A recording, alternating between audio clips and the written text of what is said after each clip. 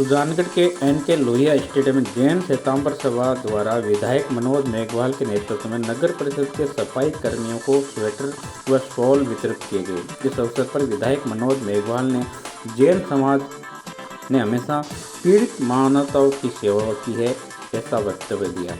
Corona काल में किए गए समाज के हित के कार्यों को भुलाया नहीं जा सकता।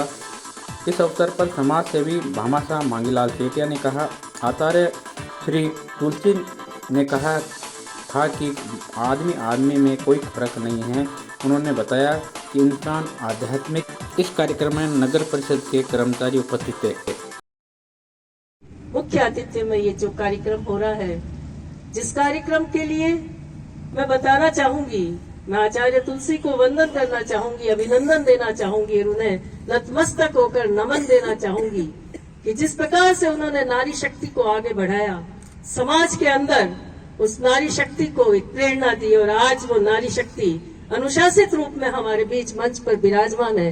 मैं नतमस्तक हूँ उस व्यक्तित्व के लिए जिन्होंने एक मातृशक्ति और नारी शक्ति के लिए सशक्त पथ प्रदान किया और उस सशक्त पथ पर अनुशासित होती हुई ये मातृशक्ति बढ़कर सेवा भाव में हर समाज के लिए, जिनके लिए अपना कार्य। राष्ट्र के देश को हम देखने जाते हैं, हमें तो अफसोस इस बात का है कि हम सब मिलजुल कर क्यों न रहें, प्यार और मान सम्मान से क्यों रहे। दुनिया की 1 अरब कली जो चाहे वो Europe, Australian, Europe, Spain, Japan, America जैसी कंट्रियां हमें देखने आती है कि हिंदुस्तान की संस्कृति किस प्रकार की है। मैं तो ईश्वर से कामना करता हूं कि आसमान पे जब इंद्रधनुष निकलता है बारिश के मौसम में, तो प्रकृति की छाप होती है कि हिंदू, मुस्लिम, सिख, ईसाई, जैन, बौद्ध, पारसी की भाषा देखकर वो प्रकृति अपने आप एक।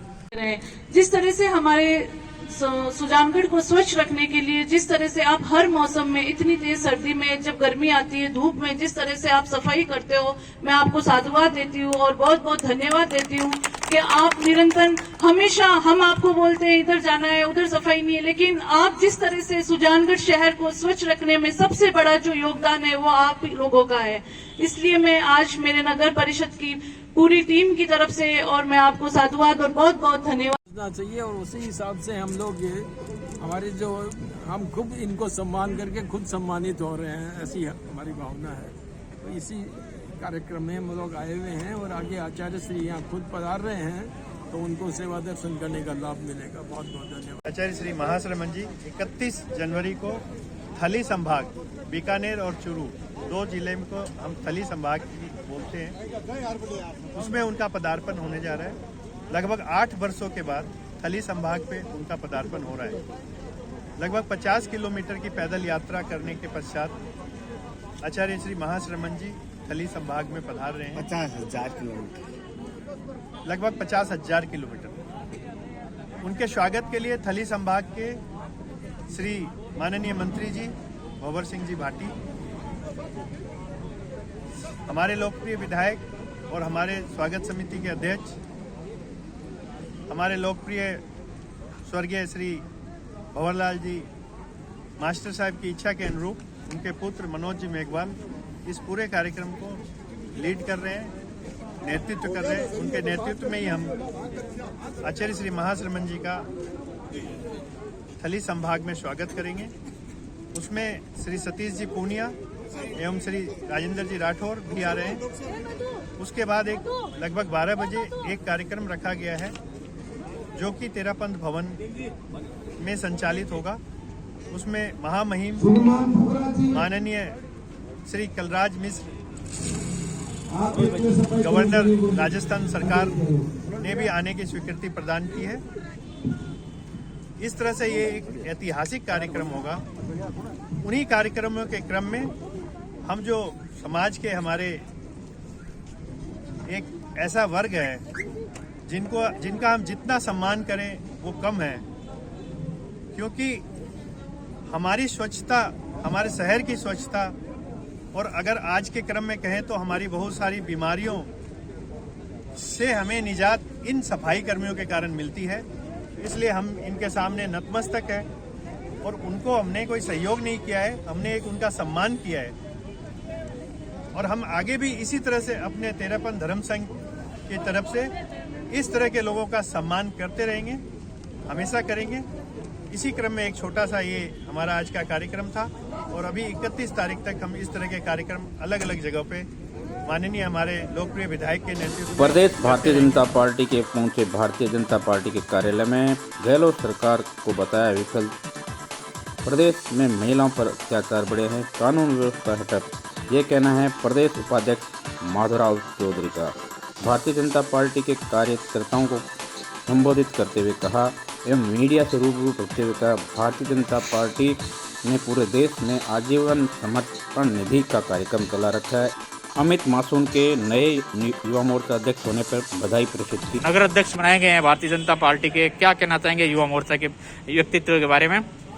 मैं सबसे पहले शीर्ष नेतृत्व को धन्यवाद करती हूँ जिन्होंने इतने कर्मठ कार्यकर्ता को युवा मोर्चा का अध्यक्ष बनाया सुजानगढ़ में। वास्तव में युवा जो है वो रीढ़ की हड्डी होता है पार्टी की, तो इसलिए इनको मैं बहुत बहुत धन्यवाद देती हूँ पार्टी को, इनको हार्दिक शुभकामनाएं देती हूँ और इनके उज्जवल भविष्य की कामना करती हूँ। नए युवा मोर्चा का अध्यक्ष बनाएंगे, क्या है व्यक्तित्व इनका? भाई अमित सोनी जो कि पहले किसान मोर्चा का अध्यक्ष रह चुका है और अभी युवा मोर्चा की जिम्मेदारी इसे दी गई है और निश्चय ही अमित के सानिध्य में युवाओं की एक अच्छी टीम गठित होगी और युवा ज्यादा से ज्यादा उत्साह से भाग लेके पार्टी को मजबूत बनाएंगे, जो आने वाले विधानसभा के चुनाव में हमारे लिए मील का पत्थर साबित होंगे। मैं भाई अमित के उज्जवल भविष्य की कामना करती हूँ और पार्टी को सुदृढ़ करने के लिए जो कार्य करेंगे उनके लिए अग्रिम शुभेच्छा करती हूँ।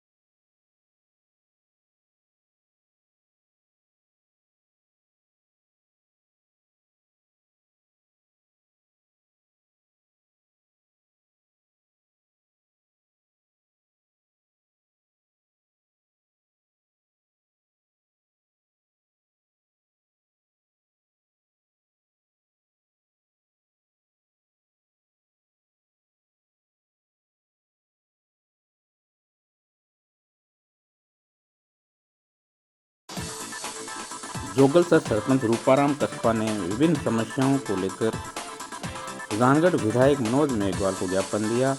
विधायक ने बताया कि विभिन्न समस्याओं को सुनी गई और जल्द ही पूरा किया जाएगा।